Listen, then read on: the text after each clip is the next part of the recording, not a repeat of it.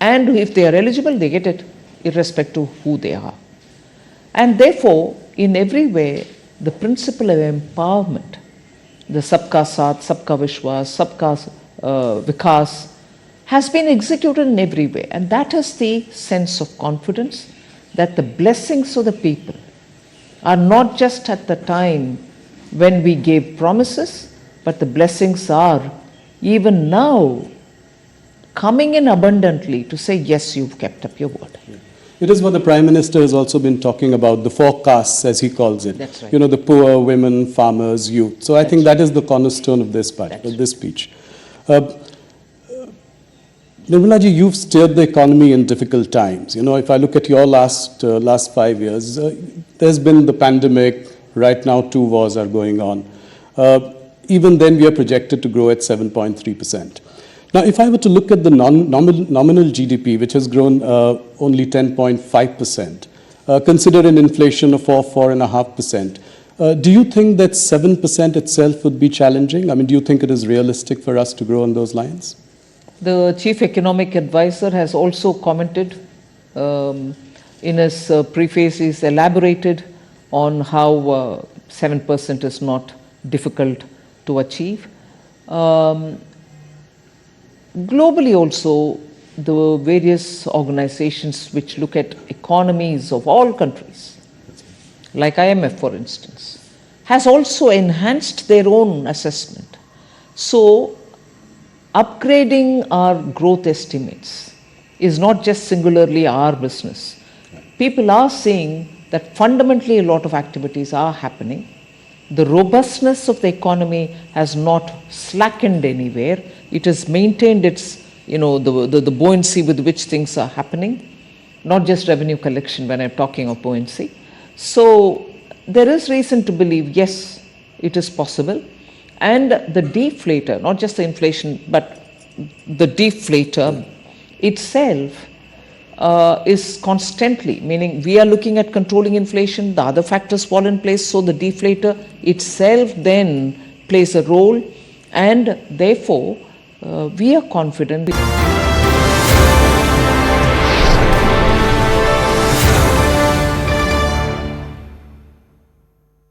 Nirmala ji, thank you very much once again for giving us this exclusive, very special interview like every year after the budget. Through our News 18 network, through CNBC, CNBC Awaaz, CNN News 18, you will be able to reach every nook and corner of the country, and investors are glued into moneycontrol.com, tracking every twist and turn of the budget. Thank you so much. My first question, a somewhat obvious question, no SOPs, no populist measures. Even in 2019 interim budget, the government had announced some SOPs, like tax rebates. There were some announcements for the farmers, but none this time. Seems like a very confident Prime Minister going into 2024 elections. You've never looked more relaxed to me before. What was going on in your mind while drafting this? Well, thank you for having me after the budget, like every year. It's a great opportunity to talk to your viewers and also for others who are watching this program more with the keenness to know about the Indian economy. Yes, the budget yesterday did not have any SOPs announced. We treated it like a true vote on account, an interim budget before an election, and also an interim budget which is being presented with the clear understanding that the several programs which were launched with empowerment of citizens in mind over the last 10 years are reaching the ground, and the beneficiaries are already on their own speaking about it. The power of word of mouth is very strong. So when a beneficiary gets truly the benefit, and without any middleman playing a role in it, they really understand that the intent of the government is what they've said is what is getting executed. So I place a lot of trust in the word of mouth, which has helped in schemes like Ujjwala, PM Awaaz Yojana, PM Mudra Yojana. Swanidhi Yojana, all of which have benefited the small households, small people who want to do their business and who don't have money to give for collateral, no properties to give. So this government has actually, because of the vision with which Prime Minister is committed to serve this country, is actually serving the common people in letter and spirit. And that is recognized by the people themselves. It's not as if you are saying and you're showing target numbers, you're showing achievement numbers. No. The people in the ground are saying about it. I've got it. And so is my neighbor. So is the neighbor of that household and so on. So, and that is why I have used an expression, and I mean it when I've said it, that this is secularism in action. This is where we have not shown any difference between members belonging to this community or that community, this religion or that religion, or somebody's relative and not relative. No difference. The project reaches the ground for everybody who deserves to get it. And if they are eligible, they get it, irrespective of who they are. And therefore, in every way, the principle of empowerment, the Sabka Saath, Sabka Vishwas, Sabka Vikas, has been executed in every way. And that is the sense of confidence that the blessings of the people are not just at the time when we gave promises, but the blessings are even now coming in abundantly to say, yes, you've kept up your word. It is what the Prime Minister has also been talking about, the four castes, as he calls it. That's right. You know, the poor, women, farmers, youth. So I think right. that is the cornerstone of this budget, That's of this speech. Nirmala ji, you've steered the economy in difficult times. You know, if I look at your last 5 years, there's been the pandemic. Right now, 2 wars are going on. Even then, we are projected to grow at 7.3%. Now, if I were to look at the nominal GDP, which has grown only 10.5%, consider an inflation of 4.5%, do you think that 7% itself would be challenging? I mean, do you think it is realistic for us to grow on those lines? The Chief Economic Advisor has also commented in his preface, he's elaborated on how 7% is not difficult to achieve. Globally also, the various organizations which look at economies of all countries, like IMF for instance, has also enhanced their own assessment. So, upgrading our growth estimates is not just singularly our business. People are seeing that fundamentally a lot of activities are happening. The robustness of the economy has not slackened anywhere. It has maintained its, the buoyancy with which things are happening, not just revenue collection when I'm talking of buoyancy. So there is reason to believe, yes, it is possible. And the deflator, not just the inflation, but the deflator itself is constantly, meaning we are looking at controlling inflation, the other factors fall in place, so the deflator itself then plays a role, and therefore we are confident that on the one hand we'll be able to manage inflation, and on the other to keep the robustness in growth so that it is sustained growth. We have made every effort to look at both growth driving elements and inclusivity driving elements so that nobody is left out from this growth process, both to contribute and to gain from. Indeed. Something that has been commented enough, and you've got a lot of accolades for it in this budget. If you look at the fiscal glide path, I think you've beaten estimates. This year you've projected 5.1 next year, so that also looks promising. What is your message to the sovereign rating agencies? You're expecting an upgrade? Well, I would think that they do their job, but periodically it's our business also to bring it to their notice that economy, particularly emerging market economy like India, despite the odds, we are doing a lot of reforms, systemic reforms, which actually you're seeing is bearing the results now. If only Prime Minister Modi hadn't pressed the pedal, let's say the revving pedal, the accelerator during COVID, even as we are managing COVID, we will have to attend to reforms and continue doing the reforms. The Atmanirbhar Bharat announcements Yes. were all infused with so much of reform measures. Otherwise, we wouldn't have eliminated more than 68,000 rules, which were just so archaic and were becoming instruments for rent-seeking people.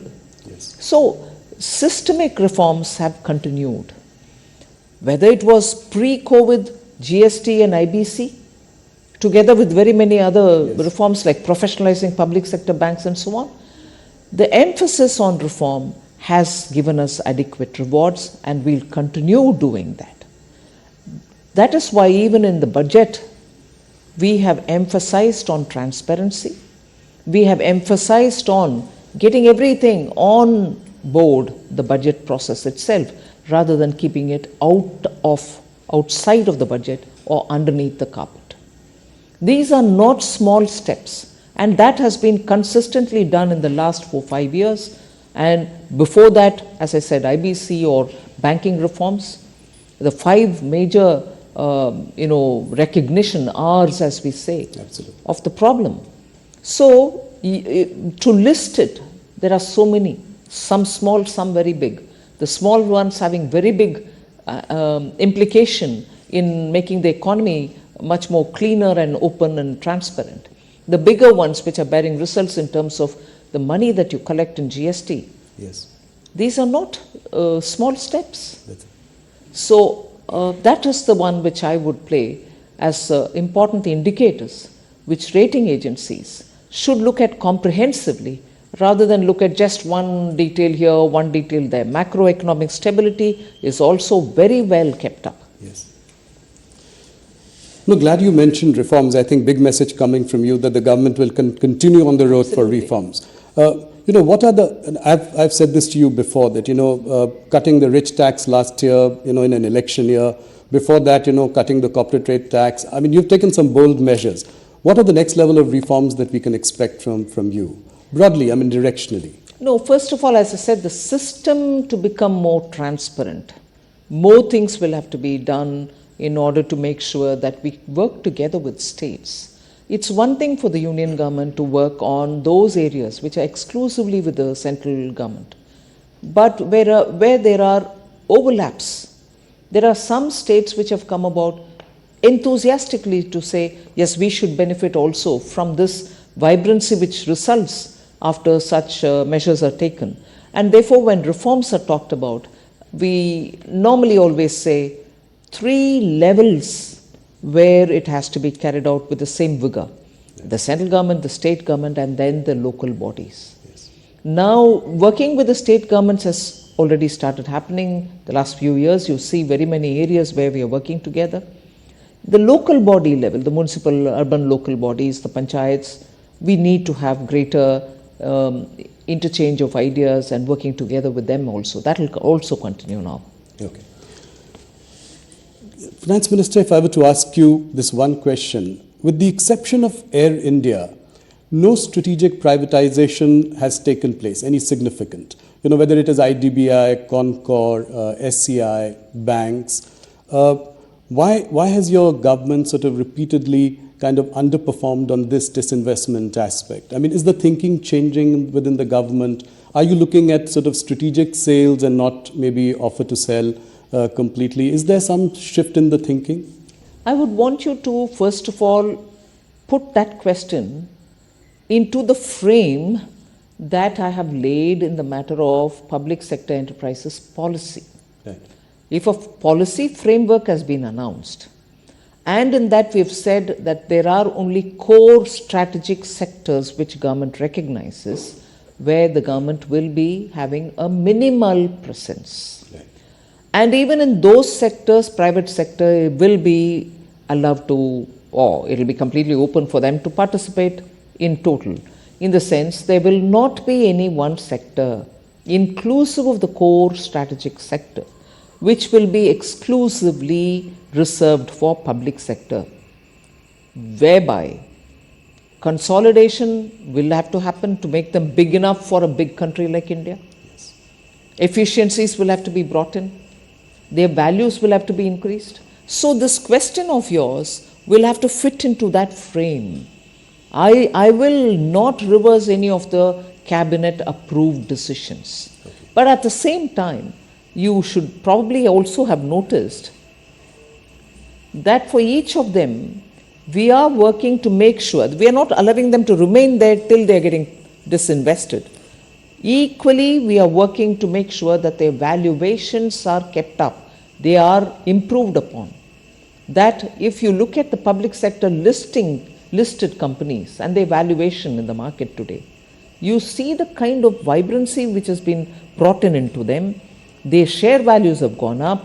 The dividends are even much better than earlier. Absolutely. So, disinvestment is one thing, but bring in value to them and make sure that the markets look at them absolutely favorably. No, in fact, the public sector companies have done really well, and public markets are also where they are. Would you consider sort of diluting your stake maybe to 49% in some of the companies?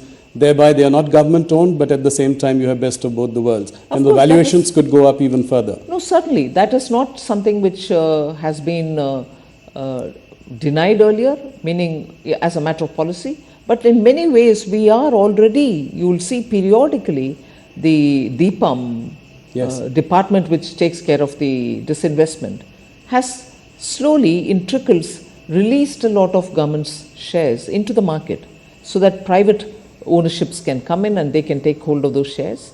So that is happening already, and we'll certainly like to make sure that greater participation, public ownership of in companies like, let's say, SBI or ONGC, this could be another possibility. Absolutely.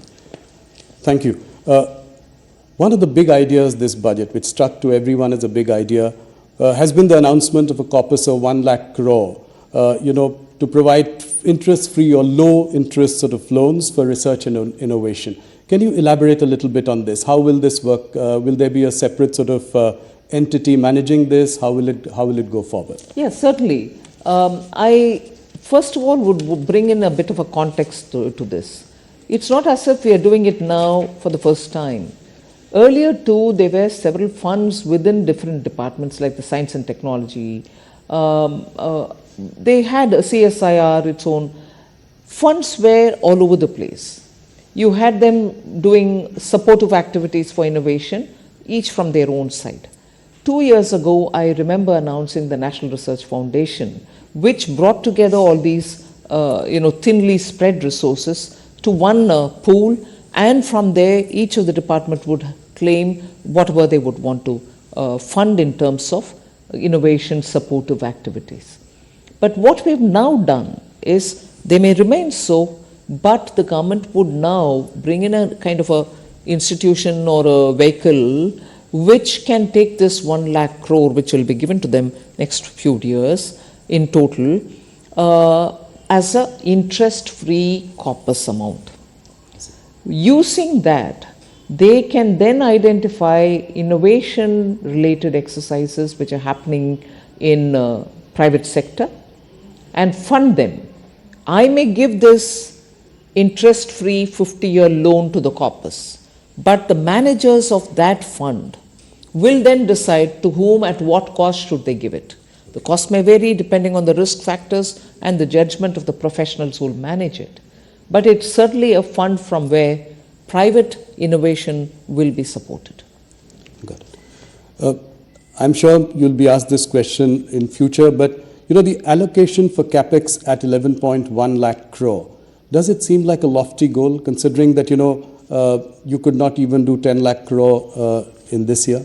No, but not really. I mean, we've done only 2 lakh, 3 lakh. That's not the case. Yeah. We're closer to 10. It's also because absorption has its own limits, whether it's the states or the departments within Government of India. When the capital expenditure is undertaken through the outlays given to them, it is only that much within 12 months that they can do and not beyond. So sometimes reaching the target, however ambitious it is to the last mile difficult within 12 months, Had we given them a few more months, they will probably even complete that. But the condition for these capital expenditure, which I have announced since last 3 years, is that that amount should be utilized within the year. So many of the state governments which take the money, which are very good in implementing, in fact, I find states very enthusiastic in wanting to avail of this facility. The difficulty comes that if you restrict them to using it within 12 months, and which is what we aim at, we want them to use it within 12 months. So I'm not saying restrict in that sense, but within 12 months when you are expected to spend that money, there are times when completely utilizing it becomes difficult. They partly use it. That is why 10 lakhs you might reach 9.2 and not touch 10, but achieving 9.2 within a matter of 12 is, I think, good enough. So to increase it to 11, I'm very hopeful it will definitely get used. And the amounts which are being given to the states are also having high utilization. Nirmala ji, if I'm right, we get a sense that there is an indication of tapering of government spending.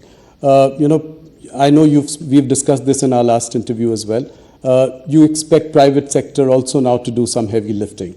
So we are seeing some of the sectors looking up now. There are investments in steel, aviation, power, machinery. But are you happy with the level of private sector participation? You said that they are like Hanuman, and Hanuman has no idea of his own power. When do you think that this Hanuman will lift the economy mountain? Well, I think, as you said, they are coming out. There is investment happening. The PLI scheme is also helping them. Yes. So investments in newer areas do have a slightly longer gestation period. It's not as if their brownfield projects are getting additional money. That also is happening. But the interest in the sunrise sector is really obvious now. People are taking a lot of interest, and you're seeing them coming forward. Okay. So that's heartening news. One more question on the stress that is being seen in the rural economy. Your higher allocation outlay to Manrega also is an indication, betrays, the stress on rural economy. If you look at the results of FMCG companies, consumer durable companies, even if you look at the Nielsen data, it shows that the rural volume growth has underperformed urban volume growth for almost 7 quarters now in a row. So what is your prognosis of rural demand, and how do you think we will deal with this going forward? I'm not sure I'll be able to describe how I view what is happening in the rural areas.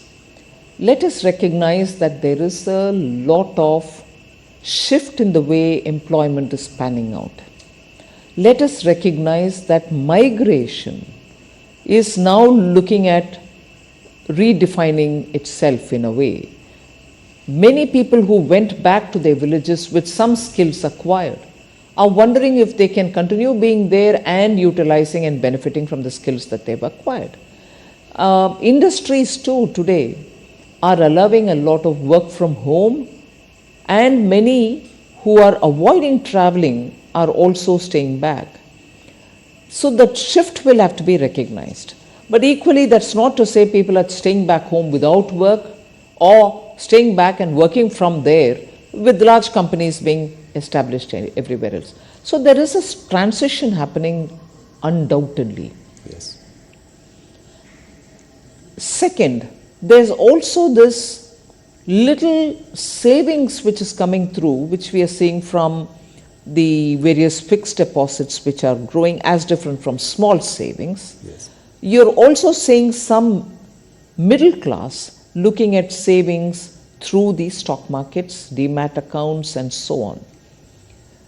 So the indicators with which we are looking at the rural economy may vary, and there are very many newer indicators which we may not want to miss out on. Yes, I agree, FMCG market will also tell us that durable consumables are not being consumed as much as before. Yes. But, well, I take that as one indicator, but equally, the kind of activities which are now happening in the rural areas, because of better connectivity, because of other digitization, are also yet to be measured, I would think. Okay. One thing related to, the job market, especially, if you look at the campus recruitment in engineering colleges and MBA colleges. So on one side, there is this, the economy is doing well, and all indicators point to that. But on the other hand, the campus recruitment this year has been muted. Salaries have been lower. Many students have not got a job offer yet. How do you see this, in relation to the overall big picture? See, the question about employment, I'm afraid we are repeatedly focusing only on those indicators pertaining to the formal economy, which is important. I am not denying its role. So college recruitments, IIM like campuses are important. But equally the jobs that are getting created in the middle and lower order are not getting counted at all. I would look at the way in which banks and their credit offtake is happening in small and medium businesses. The new companies which have got registered, which is a data which I have put out from the MCA, the number of new companies which have started are certainly not people who are being recruited for jobs. They are people who are investing money, believing in their skills, registering a company, and probably giving jobs for others. Why would new companies get registered in a bigger number than before if employment is not being offered? The companies cannot operate in vacuum without human beings in them. So I think a fairer, open, and an exhaustive picture of India's employment, both in the formal and non-formal areas, will have to have some kind of a wider base with which, and we need to bring in such data so that the discussion can be more informed. And I think the global slowdown is also having an impact on our jobs, especially at the higher end, right? I mean, in IIM campuses or engineering colleges, etc. Equally, because of the way in which artificial intelligence is coming, the kind of job requirements that are expected of new recruits are also changing. So the people with old skill sets are now expected to have additional newer skill sets for entering into a certain area which till now did not exist. So we are lots of calibrations are required in understanding this.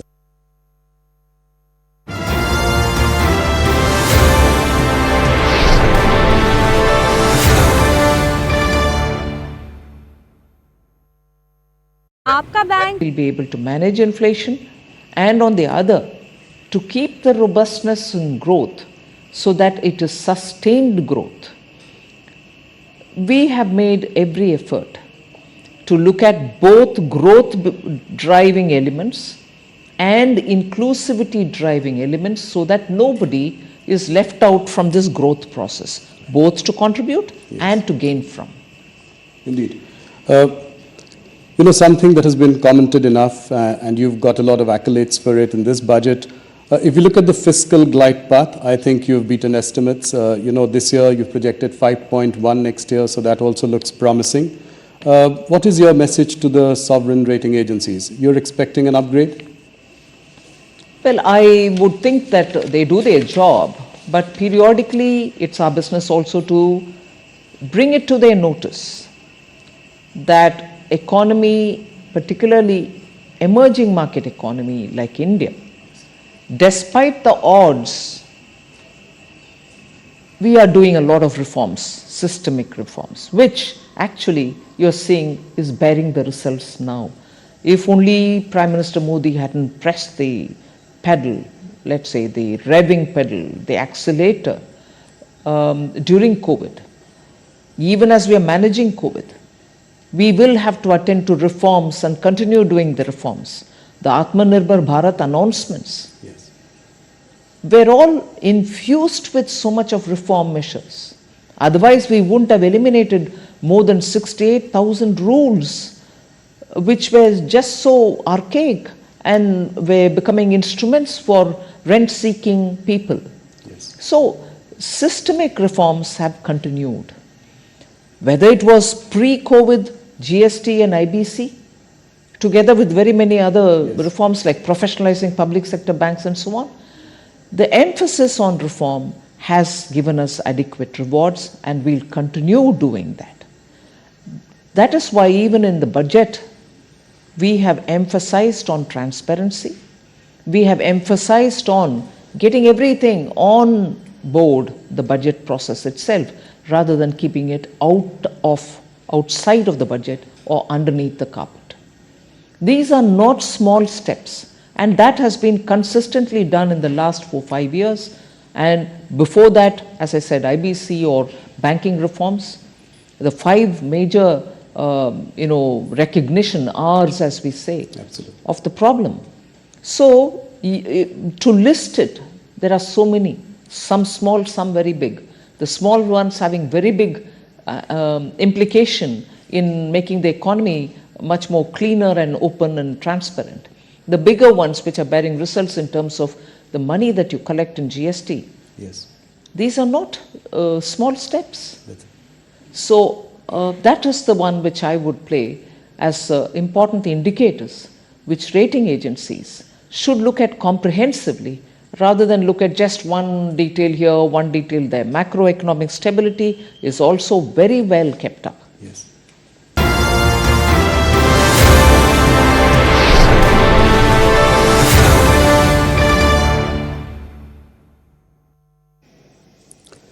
Nirmala ji, thank you very much once again for giving us this exclusive, very special interview, like every year after the budget. Through our News 18 network, through CNBC, CNBC Awaz, CNN News 18, you will be able to reach every nook and corner of the country, and investors are glued into moneycontrol.com, tracking every twist and turn of the budget. Thank you so much. My first question, a somewhat obvious question.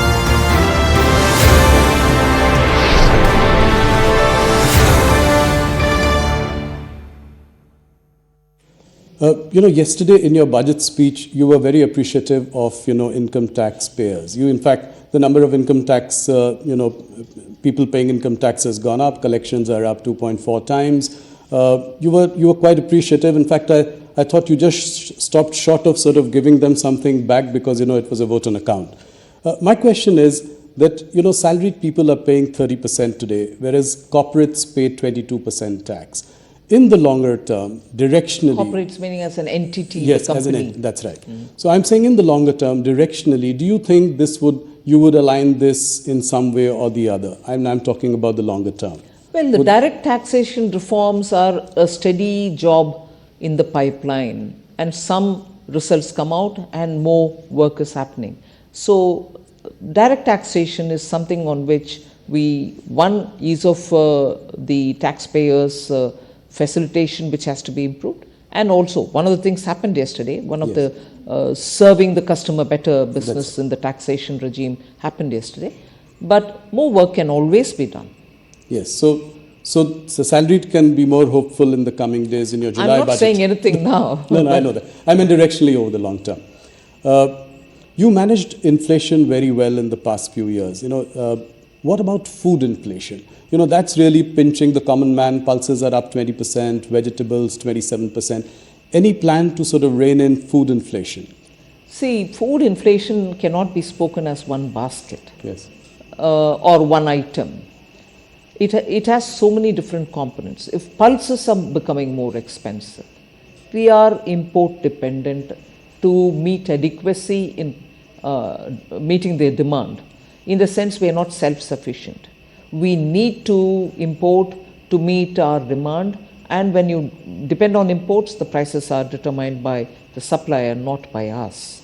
So when it is pulse or dal, where the prices have to be controlled, so much has to be done well in advance. If you know your crop is only X and not what you need, then you pre-plan imports. You have to touch on very many countries to get the imports and so on. And in that, of course, the role of the traders is very important. Yes. That is one thing. Second is you're looking at other seasonal vegetables, which can equally be affected by drought or by excess rain. That's true. No import substitution or no import in the last minute can help us if suddenly one particular crop, say of potatoes or onions or tomatoes, are lost, the last minute procurement from somewhere else is also fraught with difficulties. That's good. So, the treatment for controlling price for pulses and the perishable crops and, let's say, rice which can be stored are all very different. And that is why there is a committee in Government of India which looks into this and makes sure that periodically you're able to get in time those based on estimates. It's an ongoing job. It's not with a deadline. It has to keep happening. Yes. And I think largely the committee has been successful. Otherwise, we couldn't have been closer to the policy range. That's right. You know, I had interviewed the Prime Minister in 2016, as early as that, and he spoke about the white paper. He said that we should come out with the white paper because we inherited an economy which was in the fragile five. And you know and that was early, just 2 years into the government. And what we had to really do to drag it out of, the levels it had reached. You spoke similarly yesterday about a white paper, and you said it was a Herculean task to bring the economy back from the brink. What is the idea behind the white paper? Why now? And will it be another stick to beat the opposition with? See, you're right in pointing out that the Honorable Prime Minister has spoken about it even in 2016 in your interview. Then it was so many different sections of our society themselves suggested to us that you better bring a paper out, white paper out, to say why Indian economy has reached the fragile five, to say why our banks had become such a black hole. Nothing could be restored of the banks. Banks were all in deep trouble.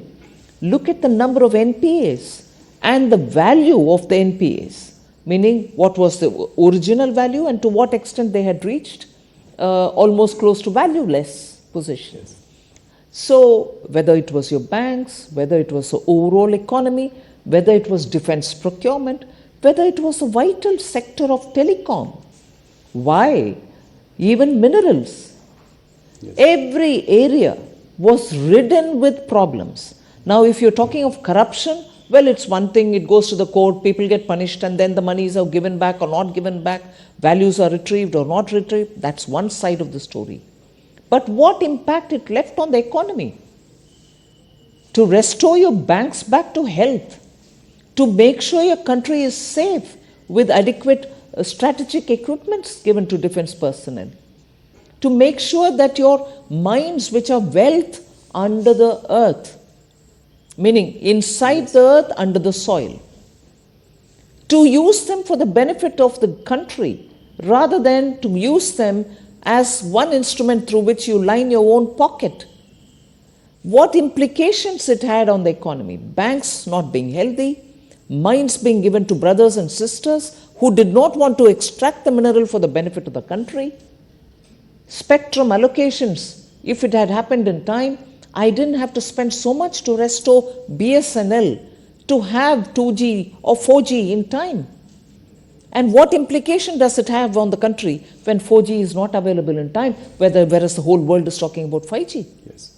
So the kind of impact that it had, the mismanagement, it is not just talking about, policy paralysis for a fragile five.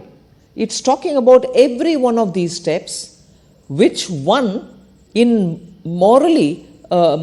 which number one, morally was immoral, in the sense was not right, and equally the kind of positive effect, if it had happened very well in a transparent fashion, it would have had on the economy.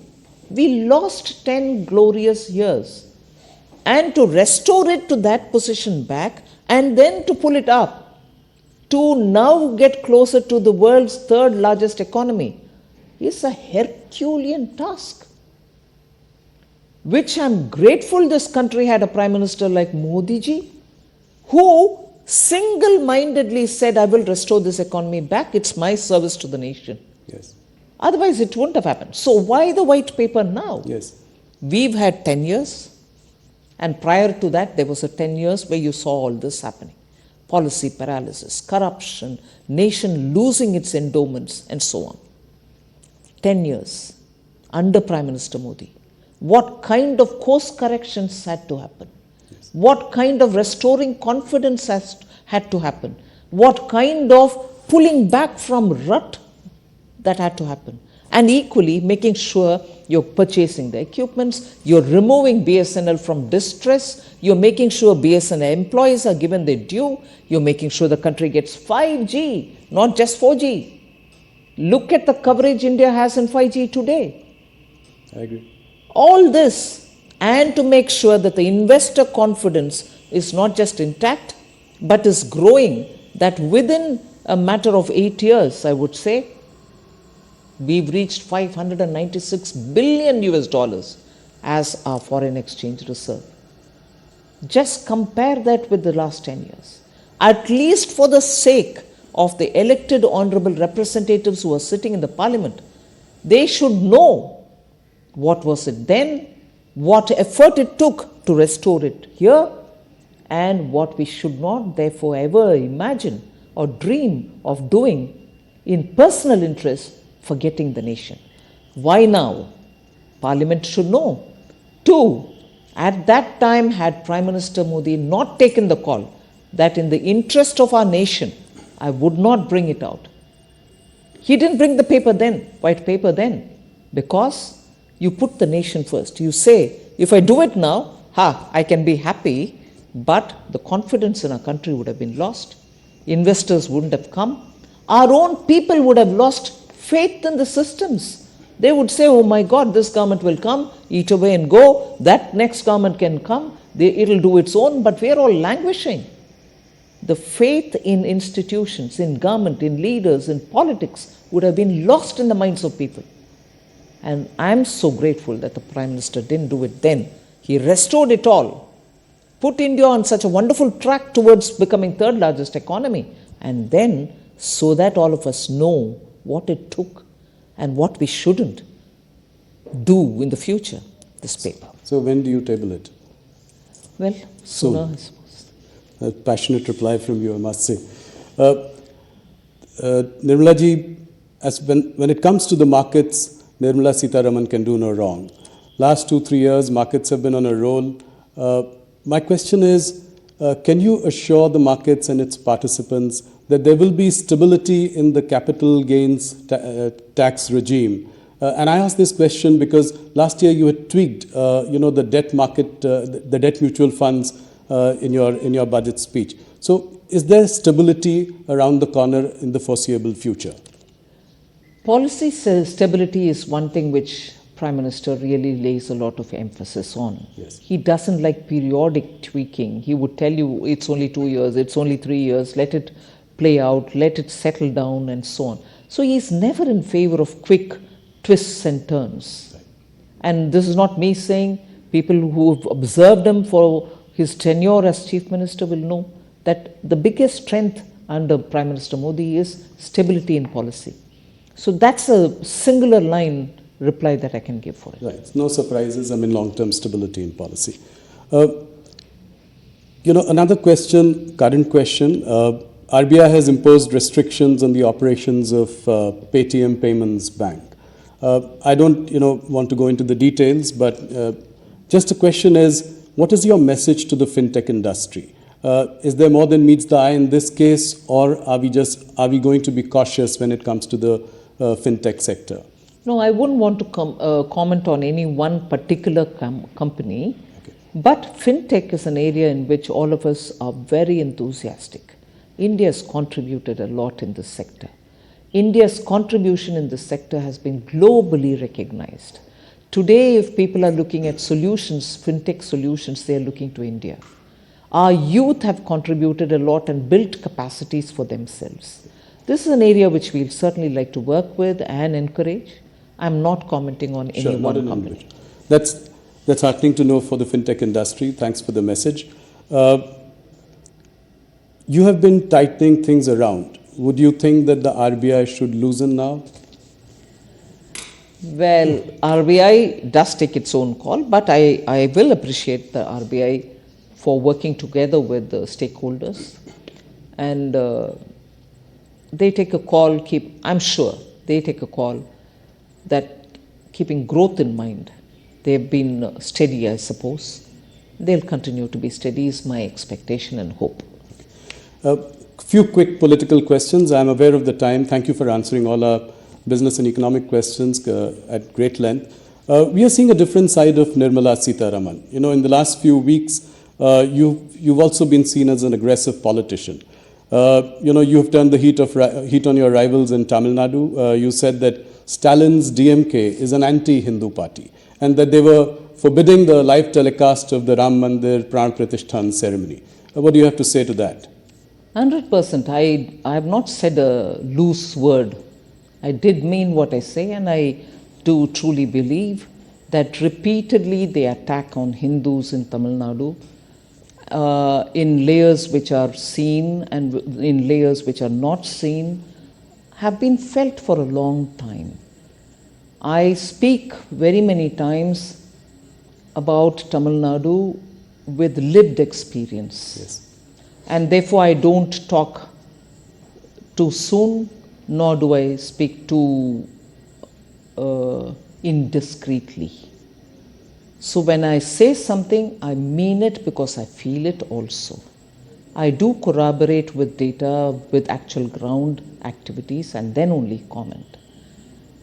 Unfortunately, if that is the politics of a state party, which has had a lot of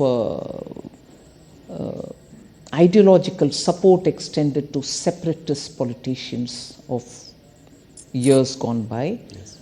Whether they support it even today, I do not know, but there are periodic voices which come out which are very separatist in tone and tenor.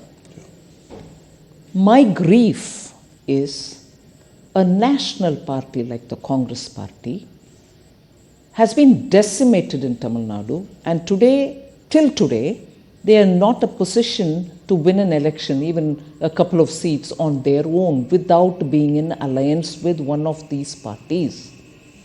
BJP is, of course, a beginner there. It's been there since the Jansangh days, and it's gaining strength. We'll continue to work with the people.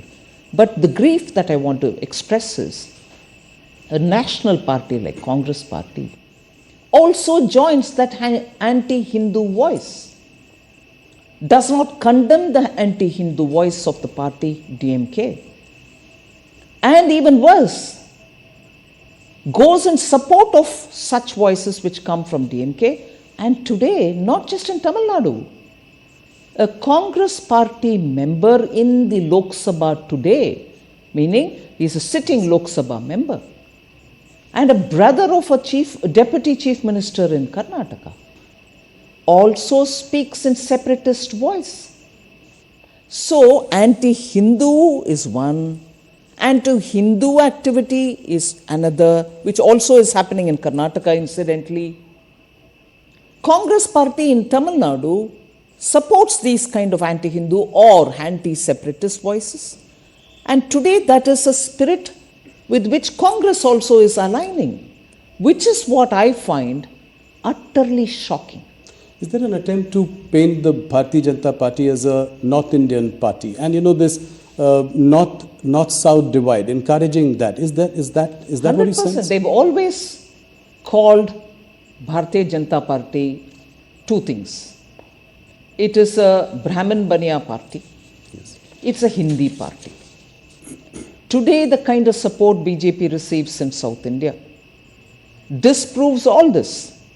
And I don't want to name individuals and say, oh, he or she belongs to this caste, we've promoted this caste, and therefore, more than BJP, I can challenge today, is there any one party in India which has worked for the betterment of tribals in India, which has worked for the betterment of the Dalit scheduled castes in India, which has recalled some of the best iconic leaders coming from those communities but attaining national stature, whether it is Dr. B.R. Ambedkar, whether it is Guruji and considered like God himself, Birsa Munda, whether it is the sons of the Shabzade, Sikh gurus who gave their lives in their teenage for the sake of our country. So in any one of these, I want to ask, is there any one party in this country which has as much served as the BJP? So what is Hindi party? When Prime Minister of India is talking about all languages, he quotes Thiruvalluvar. Yes. He quotes from Purananuru. Every given opportunity, he takes the languages even to the UN.